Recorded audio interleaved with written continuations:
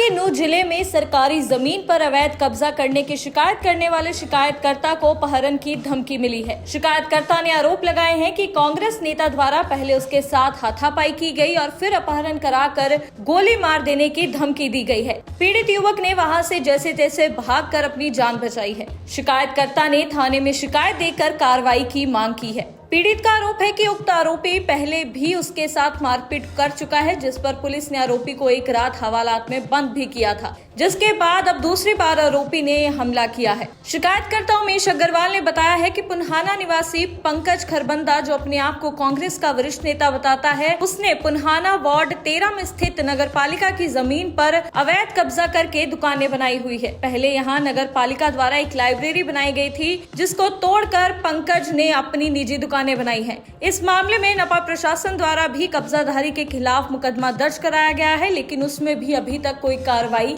नहीं हुई है। नमस्कार, मैं सद्दाम हुसैन, आप देख रहे हैं दैनिक सवेरा टीवी। मेरी मौजूदगी इस वक्त पुन्हाना शहर में है। यहाँ पर एक सामाजिक कार्यकर्ता को अवैध निर्माण यानी कि अवैध अतिक्रमण और अवैध कब्जा की शिकायत करना, जो कि काफी दिन से सरकार की और प्रशासन की मदद कर रहा था। शहर में करोड़ रुपए की नगर पालिका की जमीन लोगों ने अवैध कब्जा किया हुआ है, करोड़ रुपए की सरकारी जमीन पर कब्जा किया हुआ है। उसकी शिकायत की आरटीआई के माध्यम से, उसका जानकारी ली कितना कब्जा है, क्या है। इसी को लेकर जिसने कब्जा किया था उसका रास्ता रोकता है, उसके साथ हाथापाई करता है और जान से मारने की धमकी देता है, अपहरण करने की धमकी देता है, परिवार समेत गोली मारने की धमकी देता है। उन्होंने पुन्हाना सिटी चौकी में शिकायत दी है और जानकारी में जहां तक है उसको कुछ देर के लिए पुलिस ने हिरासत में लिया है। पूरा मामला क्या है? शिकायतकर्ता जो उमेश अग्रवाल जी हैं, एक अच्छे सामाजिक कार्यकर्ता हैं, काफी दिन से सामाजिक मुद्दों को उठाते आ रहे हैं। पुन्हाना शहर के निवासी, हम उनसे जानने की कोशिश करेंगे कि क्या है पूरा मामला। जी, क्या नाम है? जी नमस्कार, मेरा नाम उमेश अग्रवाल है और मैं एक सामाजिक कार्यकर्ता हूं जो पिछले काफी वर्षों से प्रशासन और सरकार के साथ हमेशा खड़ा रहता हूं। और अभी एक मामला है पुराना का। पुराना मेवात मॉडल स्कूल की एक जमीन है जिसकी वैल्यू लगभग 60 से 70 करोड़ है। एक पंकज खरबंदा नाम का व्यक्ति है जो अपने आप को कांग्रेस का सीनियर लीडर बताता है। ये व्यक्ति जो है, इसने उसमें दुकानें बना करके अवैध रूप से कब्जा कर लिया है, जिसकी मैंने शिकायत पहले प्रशासन के अधिकारियों को की, लेकिन कार्रवाई करते हुए कोई कार्रवाई में नहीं लाई गई। मामले को दबा दिया गया। इसी बीच मैंने एक जनहित याचिका माननीय पंजाब एंड हरियाणा हाईकोर्ट में जो है दायर की, जो माननीय चीफ जस्टिस हाईकोर्ट की केवल बेंच ने उसकी सुनवाई की। जो सुनवाई के दौरान उन्होंने मेरी याचिका, जनहित याचिका को डिस्पोज करते हुए सेक्रेटरी नगर पालिका रिस्पोंडेंट नंबर 2 को डायरेक्शन दी कि आप इसके लिए स्वतंत्र है। एज पर नोटिस आप 30 दिन के अंदर 30 दिन के अंदर सिटिंग ऑर्डर पास करके जो है आदेश की एज पर आपके नोटिस अनुपालना जो है हाईकोर्ट में पेश करें। लेकिन 45 दिन बीत जाने के बाद भी सेक्रेटरी नगर पालिका इसमें हाईकोर्ट में अनुपालना रिपोर्ट पेश नहीं कर पाए, जो मैंने जनहित में कोर्ट ऑफ कंटेम्प्ट सेक्रेटरी नगर पालिका पुराना जितेंद्र कुमार शर्मा के खिलाफ दायर की, जिसमें सेक्रेटरी नगर पालिका पुराना पर हाईकोर्ट ने 50,000 रुपए की पेनल्टी लगाई। महोदय, जो ये पंकज खरबंदा है, इसने इससे पहले अप्रैल 2022 में भी मेरे ऊपर हमला किया था।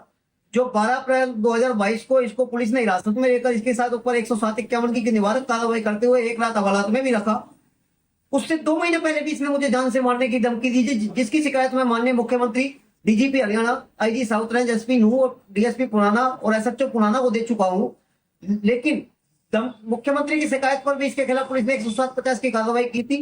लेकिन जो अप्रैल में जब इसके बाद इसने तुरंत मेरे ऊपर हमला कर ही दिया था, जो पुलिस ने इसको एक रात हवालात में भी रखा धमकी देने के बाद। लेकिन अभी क्या हुआ है कि जो मेरी पिटीशन डिस्पोज की थी हाईकोर्ट ने जनहित याचिका डायरेक्शन देते हुए, इस बिल्डिंग को जो है डिसमेंटल करके डायरेक्शन देते हुए, उस डायरेक्शन पर इसने रिव्यू पिटीशन जो है हाईकोर्ट में दायर की थी पंकज खरबंदा ने, जिस रिव्यू पिटीशन को अभी कुछ दिन पहले ही हाईकोर्ट ने जो है डिसमिस कर दिया है, जिससे रंजिश लगकर, जिससे खार खाकर ये मेरे ऊपर हमला करने पर उतारू है और मुझे बार बार जान से मारने की धमकी दे रहा है। मुझे परिवार सहित, मुझे अपनी और मेरे परिवार की जान माल का खतरा है। तो मैं एक सामाजिक व्यक्ति हूँ, मेरा तो बाहर आना जाना लगा ही रहता है। क्या पता ये व्यक्ति कब मेरा अपहरण करा ले, क्योंकि परसों भी रात को जब मैं अपनी दुकान बढ़ाकर घर जा रहा था तो ये व्यक्ति ने मेरा रास्ता घेरा और मेरा रास्ता रोक करके मेरे साथ झगड़ा करने की कोशिश की, मेरे साथ हाथापाई की। मैं जैसे तैसे वहां से अपनी जान बचाकर भागा और जैसे ही मैं भागने लगा तो इसने मुझे धमकी दी, तेरा अपहरण करवा कर किसी से गोली मरवा दूंगा, पता भी नहीं लगेगा। तो ये व्यक्ति बड़ा दबंग और शातिर किस्म का आदमी है। इससे पहले भी मैंने प्रशासन और सरकार से मीडिया के माध्यम से सुरक्षा की गुहार लगाई है कि या तो जब तक कि मैं सरकार के लिए लड़ाई लड़ रहा हूँ और सरकार और प्रशासन की लड़ाई लड़ रहा हूँ, सरकार और प्रशासन ही मुझे सहयोग नहीं करेगा तो मैं कहाँ पर जाऊँ। मुझे अभी भी डर है कि ये व्यक्ति कभी भी कोई अनहोनी घटना मेरे साथ घटित कर सकता है। मेरी प्रशासन व सरकार से गुहार है कि मुझे या तो जब तक इन याचिकाओं का इन जो है शिकायतों पर कार्रवाई होती है तब तक के लिए मुझे सुरक्षा उपलब्ध कराई जाए, क्योंकि मेरा तो रात दिन बाहर आना जाना लगा रहता है। तो ये व्यक्ति कभी भी मुझे और मेरे परिवार को जान से मरवा सकता है। लेकिन कल परसों जो मैंने पुलिस को शिकायत दी है उसमें पुलिस ने कल इसको हिरासत में लिया है, लेकिन पता लगा है कि हिरासत में लेने के कुछ देर बाद ही पुलिस ने कार्रवाई करते हुए इसको तुरंत छोड़ दिया है। इसीलिए हौसले बुलंद हैं। और इसीलिए इस व्यक्ति के हौसले बुलंद हैं और ये व्यक्ति अपने मन जो है किसी प्रशासन और सरकार को कोई डर नहीं है। ये परसों की घटना है कि आपके साथ हाथापाई की और आपको जान से मारने की धमकी दी। क्या परसों के बाद भी दोबारा कोई धमकी वगैरह फोन आए हैं या कोई और किसी के माध्यम से धमकी आई हो? परसों के बाद अभी मुझे फोन तो नहीं आए हैं, क्योंकि कल ही तो ये कार्रवाई पुलिस द्वारा की गई है और तुरंत इसको छोड़ दिया गया थोड़ी देर बाद शहर थाना पुलिस द्वारा। लेकिन ये कभी भी मेरे साथ कुछ भी करवा सकता है। जो व्यक्ति बार बार मेरे ऊपर हमला करने पर उतारू हो रहा है, पहले भी पुलिस द्वारा कार्रवाई की गई, अब फिर पुलिस द्वारा कार्रवाई की गई है, लेकिन ये व्यक्ति अपनी हरकतों से बाज नहीं आ रहा है।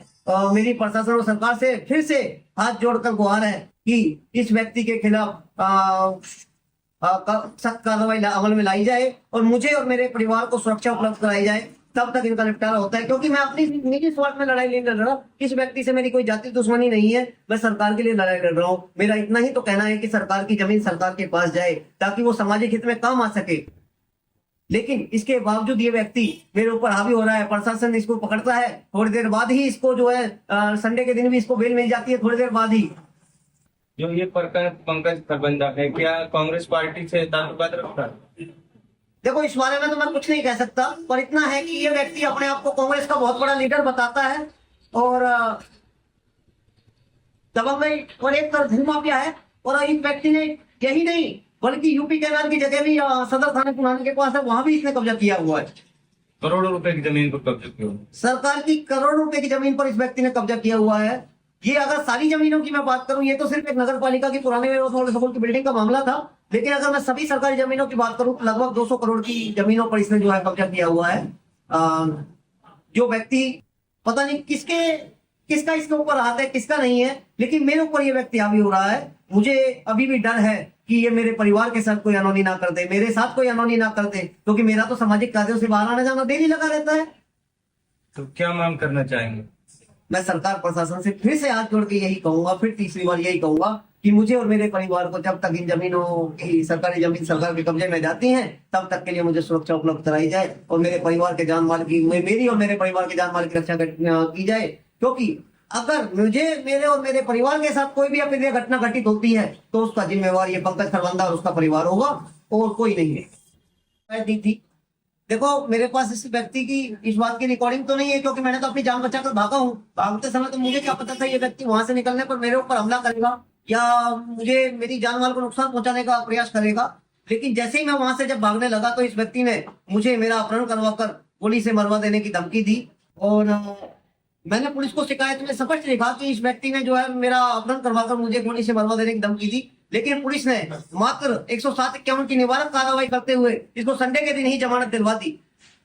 तो ये थे उमेश अग्रवाल जी, जिन्होंने पूरी घटना को बताया कि एक व्यक्ति है पुराना शहर का जो अपने आप को कांग्रेस का वरिष्ठ नेता बताता, सीनियर नेता बताता है और उन्होंने अरबों रुपए की जमीन पर, सरकारी जमीन पर अवैध कब्जा किया हुआ था है।